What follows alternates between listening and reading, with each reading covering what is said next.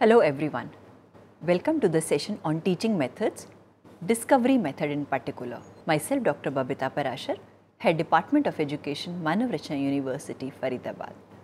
In this session, we will be able to meet the following objectives: to recall various approaches to teaching science, to differentiate between various approaches of teaching science, to select the appropriate approach based on content and resources available to you as a teacher, and to design a lesson plan based on discovery approach. Now choose your classrooms. Here we can see three pictures which have been put in this. There is the first picture, which is where the students are outside the classroom.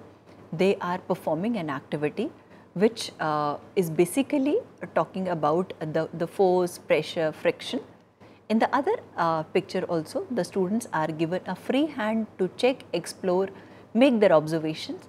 And the third classroom where the teacher is demonstrating them the various water bodies with the help of a globe to begin with. Choose your classroom before we start with the teaching methods. Teaching approach chosen is always based on the intention. As I said that we shared the various pictures with you. So, you can choose the classroom you want. You want a classroom where you are communicating to the content to the students. You can choose a classroom where the students are collaborating, learning among themselves, group discussions, and they coming with their observations, or where you are demonstrating an activity and learning, and they are learning by seeing or by doing. So, we come back to that. The teaching approach which is chosen, it is simply based on the intention. The intention can be as simple as knowing the name of an object. I drew a tree on the board, mark the various parts of the plant and ask them to know that. And the second thing could have been done, that I take them out and ask them that which all part of the plants or part of the tree they know, and whatever they don't know, like they might not know the apical bud, or they might not know the cover of there are petals there, so they might only know the flowers. So, you can first start with that what they know, and from there you start teaching what they don't know. So, and the intention can also be as complex as development of the character of the students, development of the value system.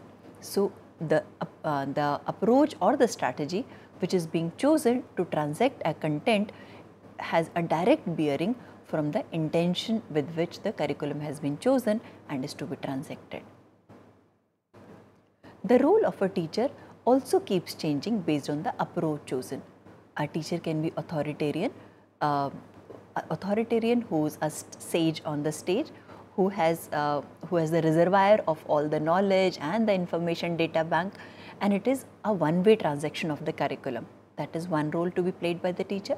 The other is, as we shared, it is a facilitator.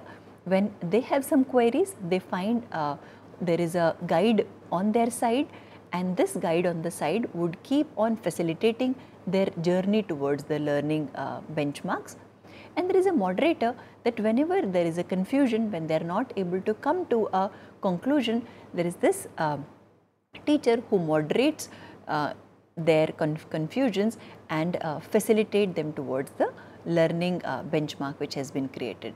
So, the role of teacher is also defined by the approach which is being chosen for the curriculum transaction. As the popular B.F. Skinner is the stalwarts when it comes to the teaching world, and he once said that you can teach anybody anything provided you know how to teach. So, driving our session on the same premise that we know how to teach, we will be talking about the various teaching strategies. So, teach scientific way of thinking is one of the driving forces in any science class. Actively involve students in their own learning. When they themselves explore, find out, discover, it gives them a different kind of joy. There you do not have to ensure that they come, that they have to rote learning is to be done, or a memory based learning. So, try to actively involve the students, and keeping that active learning in mind, choose the strategy. Help students to develop a conceptual framework as well as to develop problem solving skills. Give them situations, give them case studies, ask them to invite observations from their everyday setting, and based on that direct them or navigate them to the content to be taught in the class. Promote student discussions and group activities. A class where the students feel free to discuss, perform, is the class which has the highest learning gradient achieved. The various methods of teaching science, if we very broadly classify, there are further divisions in each of these approaches, but broadly if we classify the teaching approaches, the first one, which is the expository approach, the second one is the discovery approach and the inquiry approach. Further discuss them. So, the cue given by teachers in expository approach is all. As I said that in expository approach, it is the sage on the stage who has the reservoir of the knowledge or the information, and it is usually the one-way transaction of the curriculum goes on. In the second, in the discovery approach, the teacher is a facilitator, and they have some information which is there, so they're going to set the stage, and from that setting on the stage, the child further starts exploring and find out and discovers that whatever observation is there, what is the reason behind that. And in the inquiry approach, there are no cue given by the teachers. It is just a cue, you just initiate the discussion, and the students through their brainstorming, they start building on the content. So, in terms of the role of the teacher, it's a very high participation in expository approach. It's a medium involvement in the discovery approach, and a teacher who's there in the inquiry approach. In form of the structured contribution, expository approach is highly structured. The teacher clearly knows that what is to be transacted, how to be transacted, what is to be evaluated, what will be achieved. In the discovery approach, the structure is average. The teacher is giving the cues in between to direct the thought process or the direction. In the inquiry approach, the structure is very, very low. That is how. In terms of the teaching learning process also, the expository approach, as we have been discussing, it is completely teacher driven. The discovery approach is moderately teacher driven, and inquiry approach is totally student driven. So, now we will also be discussing the advantages and disadvantages of each approach. So, now the method chosen by the teacher, it depends on the content to be transacted, how much time I have at my disposal, and the resources which are available. So, if we in terms of all the three factors, we come back to the expository approach. If I am talking about a content which is information loaded, and they have to have this background before they move on to the further understanding, I go for the expository approach. I build that background, and then they start working on that. And for that, at times I have a limited time also available with them, which most of the teacher keeps complaining that they run short of time.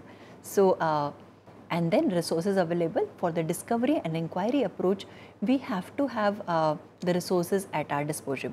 So, although I am a teacher who wish to allow my students to discover, I might be little hand tight in terms of the unavailability of resources. So, these are the three factors which also play a very important role along when the teacher decides that which approach to be chosen while transacting a content. Discovery approach is something which will be in detail dealing in this particular session. Discover, as the name itself suggests, that there is something which exists, and by facilitating, by moderating my students' thought process, by giving them cues, by taking them to right surrounding, I am allowing them to discover the knowledge instead of me transacting it to them. Hilda Taba, Jerome Bruner, and Robert Davies are some of the proponents of the discovery method. They are the ones who are known as the stalwarts of the method, and they also propounded it at the onset of it.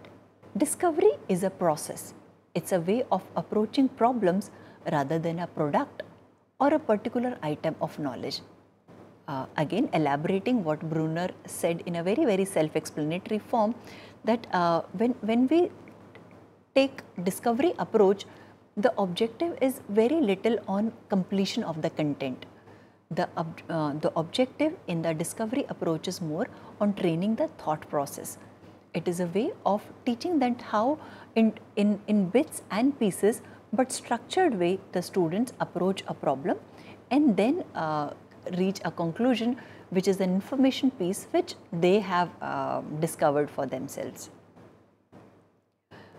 Discovery approach is divided into three, is basically categorized into three methods, which is an open discovery method, the guided discovery method and the deductive discovery method. Open discovery method is usually taken up by the scientist where are no tight compartments. Sky is the limit for them to explore, check, experiment, fail, come back to it again and do that. Guided discovery method is one method which we as science facilitators usually apply, that we keep guiding the thought process and navigating them, because we know that where are we directing our students to that. And deductive discovery method is again it's a freehand method where we give them a situation and they deduce from that and find out their own piece of information.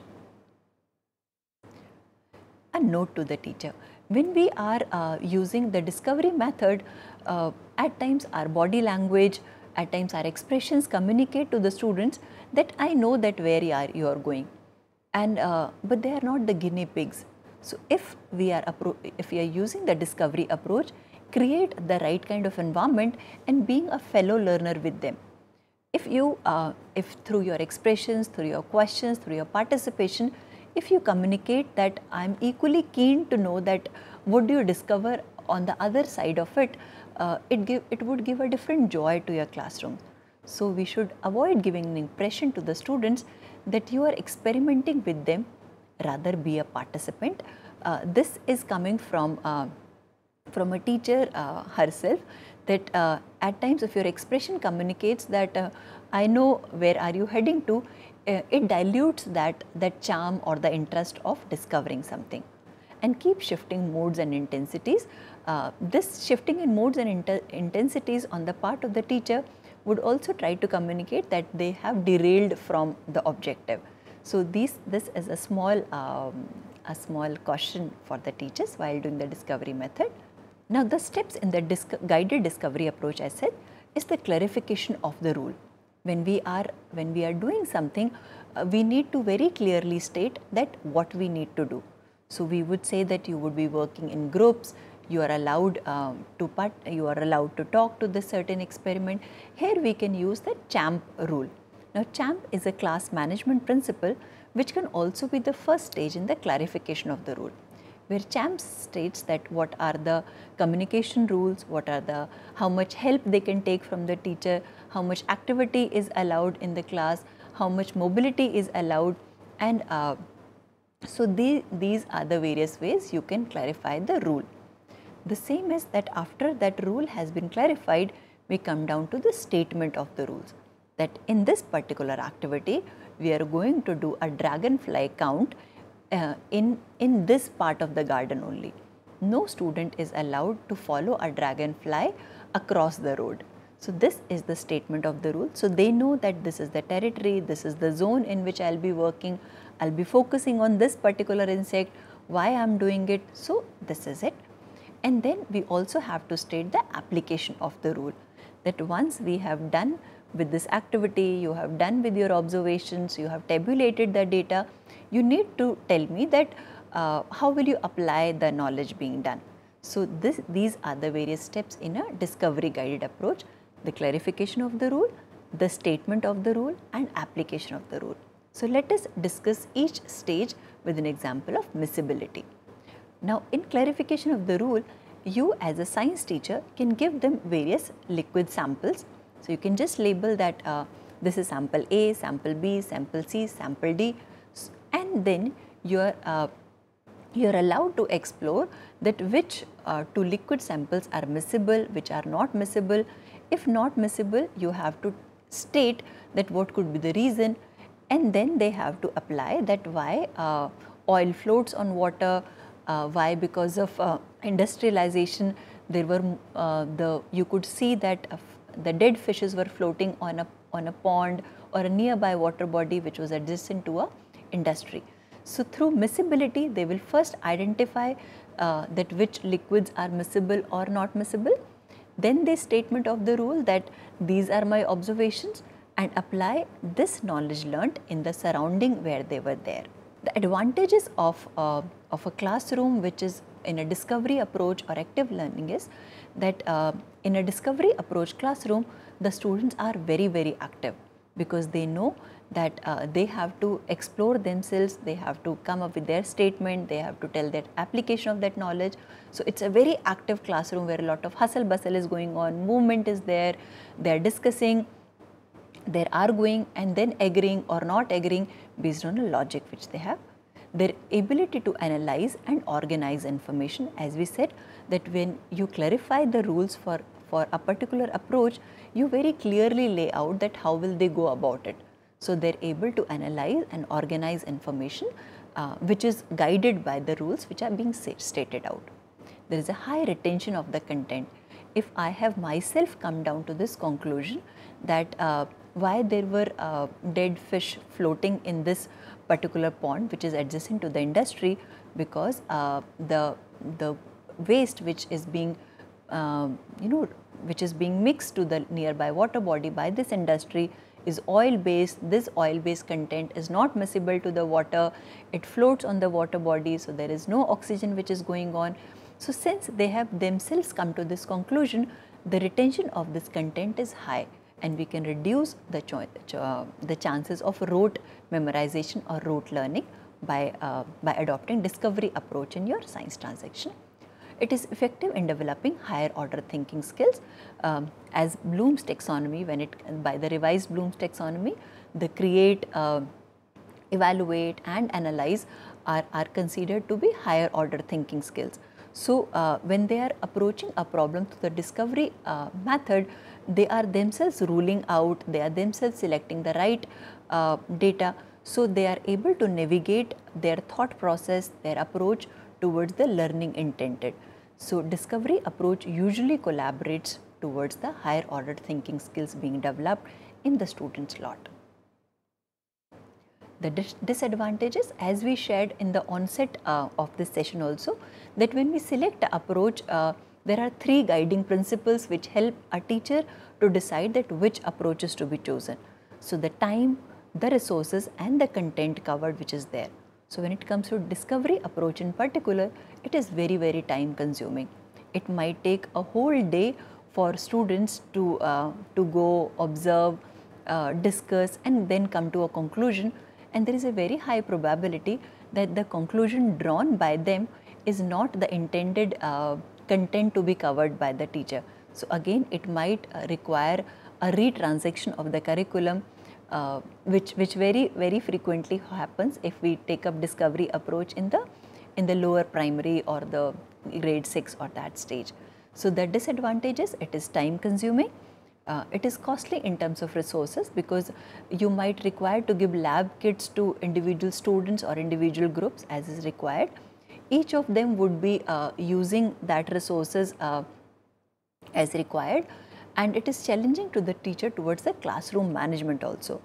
On the other hand, me in my comfort zone, I can either on the board tell them that it is miscible or it is not miscible.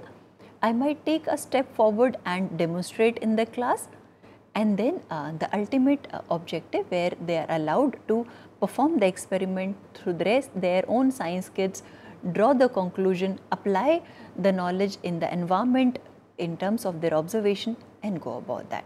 So we'll just quickly recap that whatever we have studied in this session, that the science teaching or the goal of science education is to nurture that curiosity, to foster that inquisitiveness, that questioning skill to be developed, and application of whatever knowledge is being done in the real setup.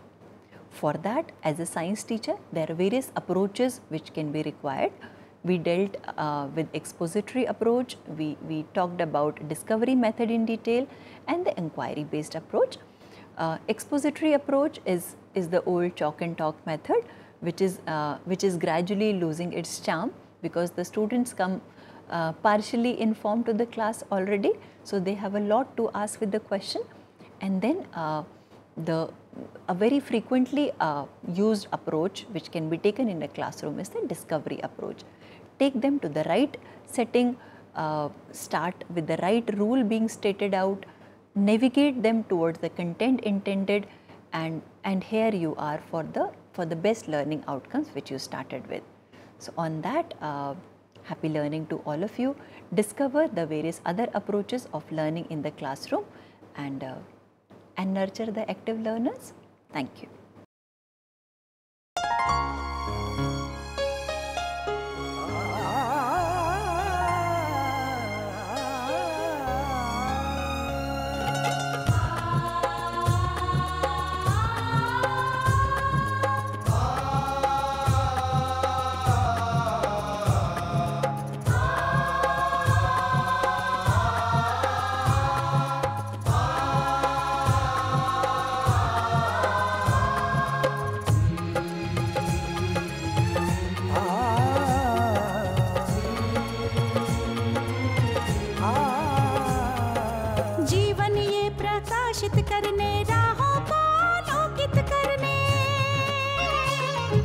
जीवन ये प्रकाशित करने, राहों को आलोकित करने, हम अपना दीपक स्वयं बने, हम अपना रास्ता स्वयं चुने।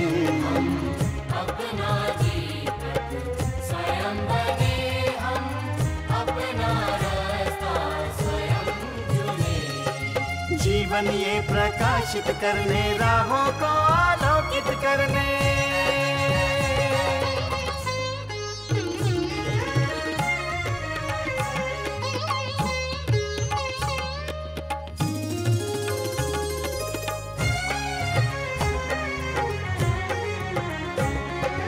धन साधन समय की सीमा से विद्यालय जो मुक्त हो, धन साधन समय की सीमा से विद्यालय जो मुक्त हो। कभी पढ़े हम कहीं पढ़े, वे विषय की लोच से युक्त हो। कभी पढ़े हम कहीं पढ़े, वे विषय की लोच से युक्त हो।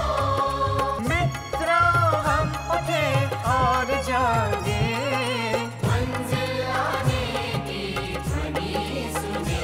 हम अपना दीपक स्वयं बने, हम अपना रास्ता स्वयं चुने। जीवन ये प्रकाशित करने, राहों को आलोकित करने।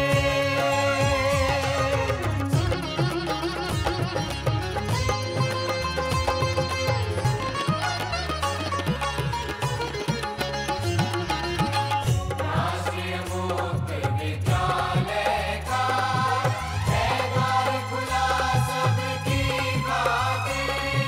शिक्षा परीक्षा का अवसर एक बार ही क्यों मिलता फिर।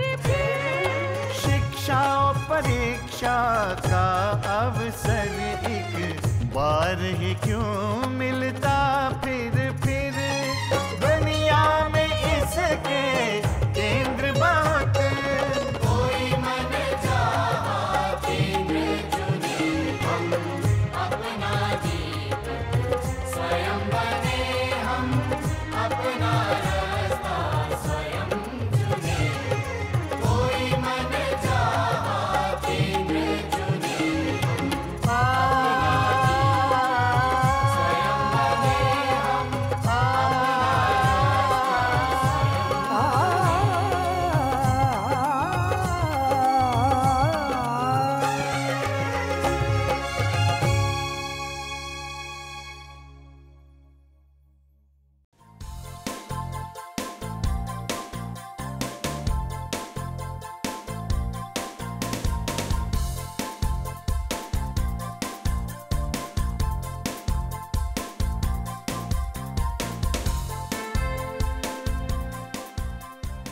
घर बैठे पाएं राष्ट्रीय मुक्त विद्यालय शिक्षा संस्थान यानी NIOS में एडमिशन, वो भी एकदम आसान तरीके से, जिससे शिक्षार्थियों को होगी समय और धन दोनों की बचत।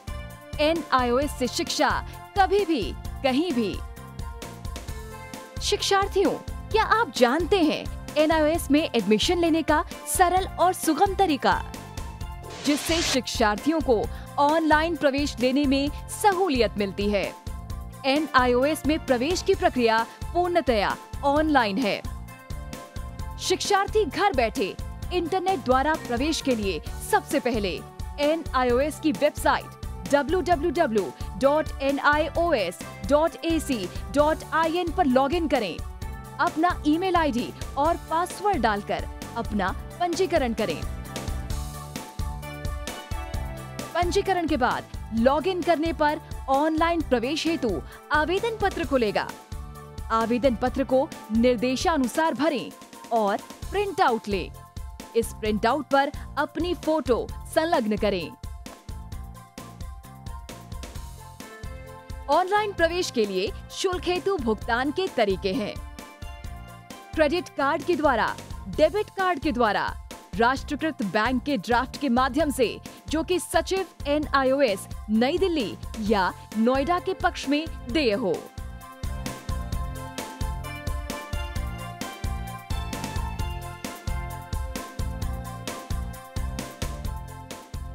भरे हुए आवेदन पत्र के साथ साथ डिमांड ड्राफ्ट और संलग्न किए जाने वाले दस्तावेज हैं: जन्म रजिस्ट्रार के जिला कार्यालय से जारी जन्म प्रमाण पत्र की सत्यापित प्रति, जिसमें जन्म तिथि अंकित हो, पिछले विद्यालय से प्राप्त विद्यालय छोड़ने का प्रमाण पत्र, जिसमें आवेदक की जन्म तिथि लिखी हो। प्रवेश फॉर्म का प्रिंट आउट NIOS के संबद्ध क्षेत्रीय केंद्रों पर 10 दिनों में पहुंच जाना चाहिए, अन्यथा उचित दस्तावेज न लगे होने पर आवेदन फॉर्म रद्द किया जा सकता है। प्रवेश प्रक्रिया की पुष्टि होने के बाद शिक्षार्थियों को परिचय पत्र व अध्ययन सामग्री डाक द्वारा तुरंत पहुंचाई जाती है। ऑनलाइन प्रवेश एक बहुत ही सुगम और सुविधाजनक प्रवेश प्रणाली है। Online on time for safe and secure admission.